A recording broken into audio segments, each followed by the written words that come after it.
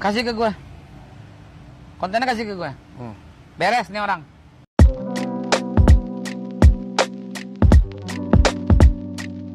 Assalamualaikum, selamat datang kembali di channel ini. Kali ini saya akan membahas Babe Haikal lagi ya guys ya. Yang mana dia dalam video tersebut dikatakan dia marah sama misionaris.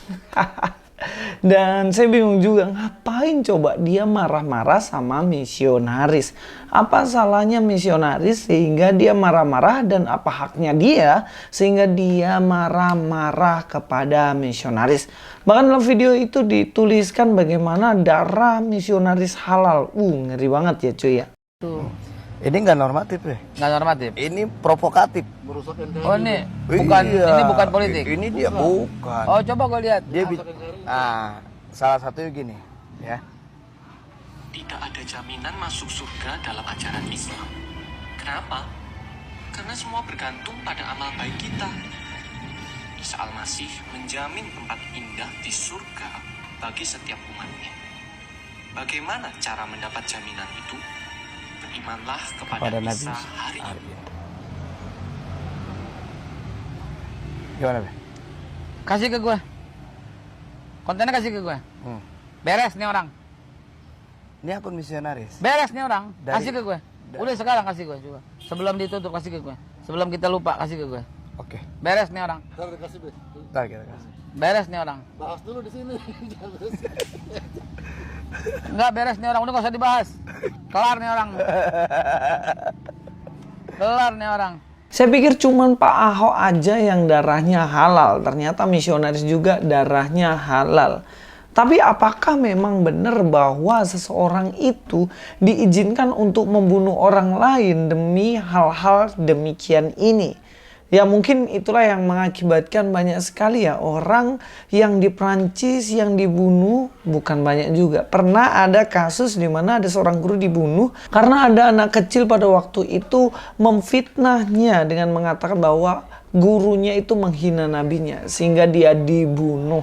Tapi kalau dibilang darah seorang misionaris halal, ya ini jelas terlalu ngeri banget cuy. Tidak hanya itu, Babe Haikal ternyata juga mengatakan bahwa beres nih orang, beres. Kasih ke gue. Kontennya kasih ke gue. Beres nih orang. Berkali-kali dia mengatakan beres nih orang. Nah, yang saya bingung nih, kata beres ini apaan? Saya pernah ya waktu masih SMA, yang mana waktu itu ada perkelahian antar kelas. Dan kemudian teman saya bilang, oh beres nih orang, beres.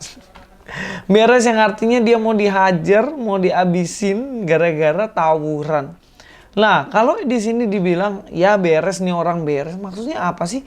Dilaporin kemudian dikatain beres. Apakah tiba-tiba misionaris ini atau orang yang buat video itu diilangin namanya, jejaknya dilangin? Atau maksudnya mau dipukulin, atau maksudnya diapain gitu. Sebenarnya kan kalau kata beres nih orang nih sebenarnya kan bukan statement dari orang-orang yang berpendidikan ya. Biasanya adalah orang-orang yang pinggiran jalan, yang preman-preman tuh. Jadi kalau nanggepin satu masalah dia selalu bilang beres nih orang, beres. Dan ini konyol banget guys. Ini akun misionaris. Beres nih orang. Dari- Kasih ke gue. Udah sekarang kasih gue juga. Sebelum ditutup kasih ke gue. Sebelum kita lupa kasih ke gue. Oke. Beres nih orang. Ntar kita kasih. Beres nih orang. Bahas dulu di sini.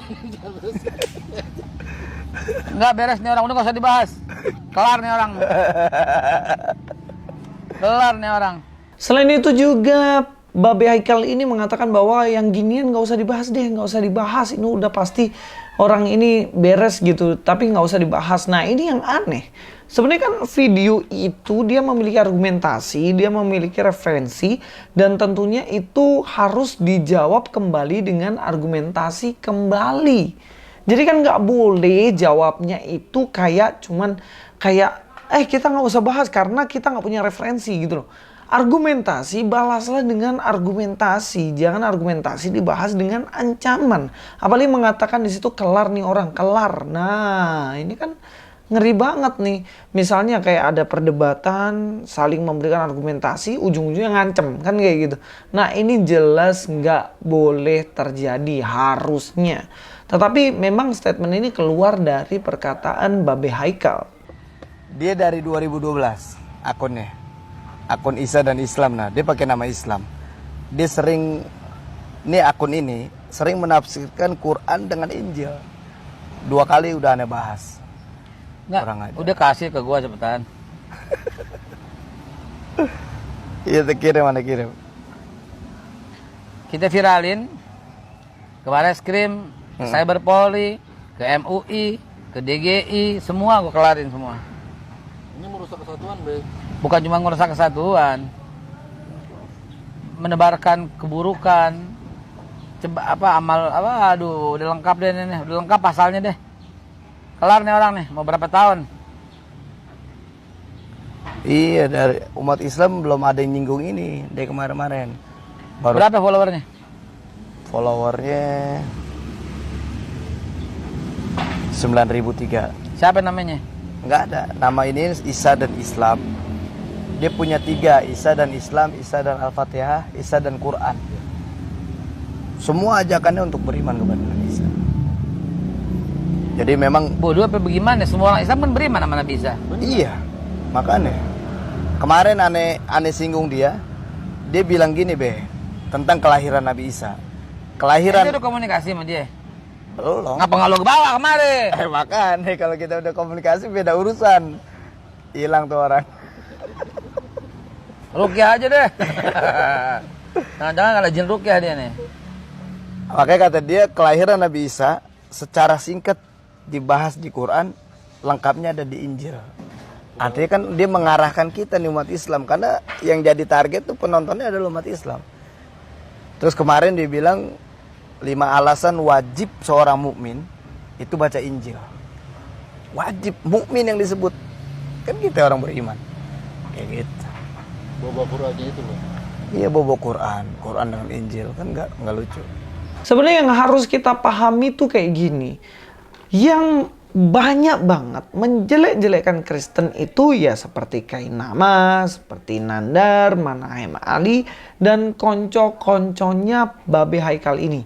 Bahkan Pak Habib Rizik pun pernah ya mengatakan bagaimana kalau Tuhan lahir siapa bidannya, kan gitu.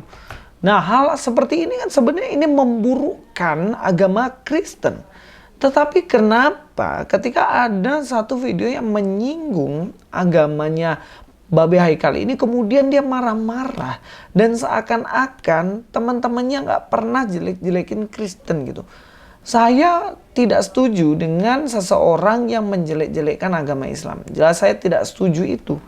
Tetapi harusnya tidak boleh yang namanya standar ganda. Kalau Kristen yang jelek-jelekan itu dikatakan dakwah. Tapi ketika Islam kemudian ada yang menjelekkan, kemudian itu dibilang penistaan agama. Dan ini jelas keliru kan. Harusnya sama-sama dong, tidak tebang pilih. Kalau menjelekkan Kristen itu penistaan agama, menjelekkan Islam juga penistaan agama. Bahkan dalam video itu tidak ada tendensius dia menjelekkan, memburukkan agama Islam. Bahkan di video itu cuma mengatakan bahwa Isa menjamin keselamatan. Dan memang di dalam Alkitab kan Yesus Kristus menjamin keselamatan itu. Seperti yang dikatakan di dalam kitab-kitab Yohanes, dalam kitab-kitab yang lain, itu dikatakan bahwa Yesus itu jaminan keselamatan. Jadi tidak ada sedikit pun tendensi untuk menjelekkan agama yang lain. Yang selanjutnya bagaimana dikatakan di situ kok bawa-bawa Al-Quran gitu loh. Kalau dia memang Kristen ngapain bawa-bawa Al-Quran? Nah, tolong dikoreksi itu kenapa Kainama bawa-bawa kitabnya Kristen. Dan ustadz-ustadz yang lain banyak banget yang bawa-bawa kitabnya Kristen. Ngapain pakai perbandingan? Lalu kenapa ketika ada channel Isa itu mengatakan bagaimana Isa di dalam Al-Quran, kemudian Anda mengatakan itu memburukkan agama Anda dan membawa-bawa agama Anda. Jadi harus nggak boleh lagi, sekali lagi standar ganda. Jangan ketika ada channel Kristen membawa-bawa Al-Quran, kemudian Anda marah, sedangkan Anda tidak pernah marah sedikit pun terhadap Kainama yang selalu membawa-bawa dan membanding-bandingkan antara Al-Quran dan juga Alkitab. Terus kalau bandingkannya fair ya oke lah, ini nggak dipleset-plesetin semuanya pakai asumsinya. Anda mesti baca secara detail Karena kalau dia cuma ngomong kayak begitu doang, Kasih. belum termasuk pasal penodaan agama. Dia cuma melanggar SKB 3 Menteri bahwa sasaran penyebaran agama itu tidak boleh kepada umat yang sudah beragama. Kecuali kalau ada menghina gitu. Enggak. Daripada gue banting handphone lo. Kasih ke gue aja linknya. Ntar gue pelajarin satu persatu mana yang ada delik hukumnya, beresin gitu aja.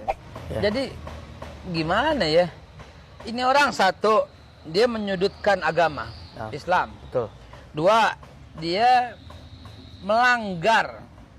Saya belum lihat lengkap, tapi dia udah pasti melanggar bahwa dia membawa-bawa agama dan mencampur adukkan yang sudah diatur dengan baik oleh negara dan juga oleh Islam dengan lakum dinukum waliyadin. Jelas, lu urusan agama lu, gue urusan agama gue. Gue nggak bakal ikut campur agama lu dan lu nggak usah ikut campur agama gue. Itu udah jelas, kelar itu. Negara dan agama juga udah begitu. Lagi pula negara menjamin pasal 29 menjamin kemerdekaan tiap penduduk untuk menjalankan. Ya udah, silahkan lu urus sama Allah, sama Tuhan lu, dan kau saya ikut campur. Lana amalana walakum amalukum. Kalau pasti ikut campur, dari peraturan udah melanggar. Yang lebih lucu lagi dari statement Babe Haikal adalah ngapain menginjili, memberitakan agamanya kepada orang yang sudah beragama.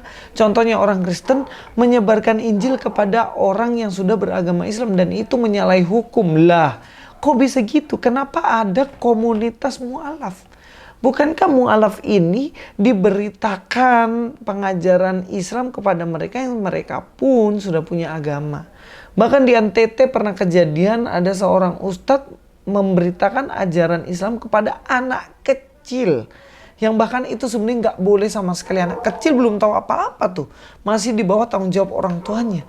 Sudah diberitakan agamanya kepada mereka. Lalu apakah itu juga dinamakan bukan standar ganda? Itu standar ganda, Anda menilainya. Ketika Kristen memberitakan Injil kepada orang yang sudah beragama, kemudian Anda mengatakan itu melanggar hukum, tapi ketika Ustadz Anda menyampaikan agamanya pada orang Kristen, Anda bilang itu dakwah dan tidak melanggar undang-undang. Nah, ini bagaimana? Ini standar ganda. Dari tadi semua standar ganda. Apa yang dilakukan oleh Anda sendiri kemudian menuduh Kristen terus yang melakukan. Sebenarnya kalau memberitakan ajaran agamanya tidak boleh kepada orang yang sudah beragama, ini jelas aturan harus di review ulang gitu. Kenapa? Karena ya memang kalau penyebaran agama itu kepada orang yang sudah beragama sekalipun gitu. Contohnya Kristen ya, sah-sah aja dia memberitakan Injil kepada orang yang Islam, Hindu, Buddha, sah-sah aja gitu.